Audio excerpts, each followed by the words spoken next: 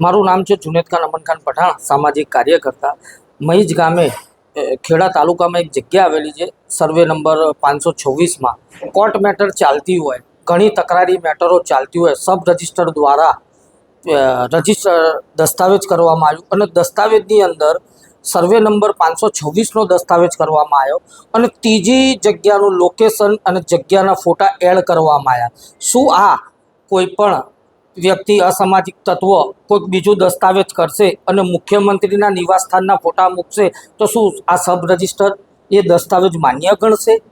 અને મામલતદાર દ્વારા જે ફેરફારની એન્ટ્રીઓ મંજૂર કરવામાં આવી એ સંપૂર્ણ દેખાડવામાં આવે છે. દેખાઈ રહ્યું છે કે કોર્ટ મેટરો ચાલતી હોય અને તેમને આર્થિક લાભ એટલો મોટો મળેલો હોય, તેમણે ફાંસ એ એન્ટ્રીઓ પ્રમાણિત કરેલી અને તેને મંજૂર કરેલી.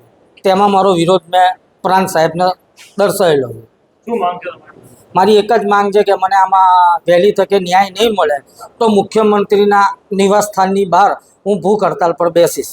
કેટલા કરોડની છે આ આશરે લગભગ 5-7 કરોડની જગ્યા છે અને આમાં સીડીઆર અધિકારીઓનું અને સીસીટીવી બહાર નીકળશે તો આ ભ્રષ્ટાચારમાં કેટલા લોકો સંકળાયેલા છે એ ઉજાગર થશે. દસ્તાવેજ કેટલાનો થયો?